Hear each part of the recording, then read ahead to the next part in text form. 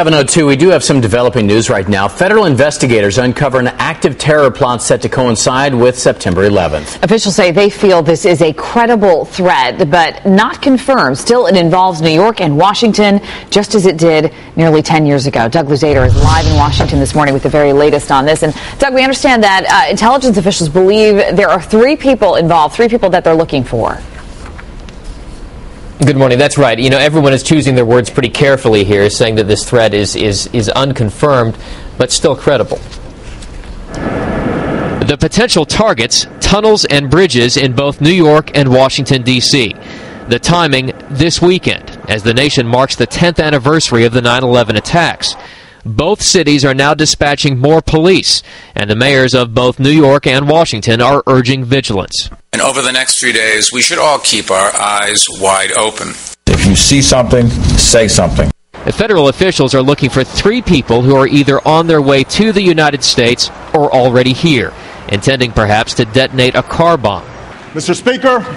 President Obama was talking jobs to a joint session of Congress last night, but he was well aware of the threat. And White House officials say much of their information is sourced back to the raid that killed Osama bin Laden back in May. We have known from information gathered there that al-Qaeda, not surprisingly, has been focused on, in a general way, significant dates, and the 10-year anniversary of 9/11 is certainly one of them. In a rainy Washington, congressional leaders were briefed on the plot, but information is scarce. Maybe it's a rumor, maybe there's nothing to it, but if there's something to it, then we know. We know 2-3 days ahead of it, and we can then take action as appropriate. But this is a relatively vague threat, and it's not clear what specific action will be needed. But here in the nation's capital, at least, police will be working 12-hour shifts now, indefinitely. Back to you guys. All right. All of us need to just be on alert. Doug, thank you so much. This morning, local law enforcement is stepping up patrols as we approach 9/11. Orange County Sheriff Deputy Jerry Deming says that he will have extra deputies in place around the county, but he says his efforts are only as good as the information he receives. We are as safe as we possibly can be today, but there are certainly still threats that if we are not vigilant as a community, they may come to a realization.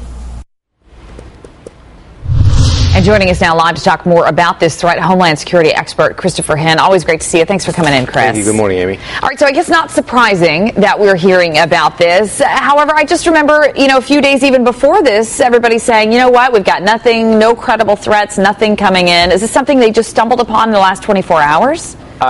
No, Amy, I don't agree with there's no credible threats. I think this is a new normality in our environment in the United States. I think we have threats all the time. As a credible, maybe this is something they have been aware of. And I think earlier we mentioned that the dates are important, the anniversary is important. So we have to be not only vigilant, we have to be aware of the fact that we have a great concern with homegrown terrorism, lone wolf. And I think our law enforcement agencies are doing everything. And finally, the federal agencies are cooperating with intelligence, and they're getting proactive in some of those issues. And I think that's something we can, thank them for. Christopher, should we always assume that the authorities know more than they're telling us? Yes, absolutely. That's been, something that in the community, in the law enforcement community, and in the intelligence community, there's information that has to be kept within the community. And, unfortunately, that's just the way it has to be because of concern of leaks or concern of other individuals may take that information and use it against us. We're talking about car bomb plots. That's what has surfaced. How difficult is it for law enforcement to try to deter something like that? These car bomb plots. Obviously, we had the New York Times incident, New York Times Square incident not too long ago with the guy who was going to try to blow up the Jeep Wrangler. He was foiled, thankfully. Correct. But that's a big challenge for them. Well, it is because, in this incident, the only reason they have discovered this vehicle in New York is because it's smoked. But, it's a tough job. So we have, yesterday TSA introduced or rolled up the new canine dogs. I think we need to concentrate more on our security and canine bomb detection equipment. And, of course, human intelligence is the best. And that's where the vigilance and what you see, you should report immediately. immediately, and don't be afraid to walk up to someone and say and ask them questions. Absolutely. That's the best advice. Christopher Hinn, always great to have you, and our Homeland Security expert. Thanks for coming. Thank you, Amy. All right.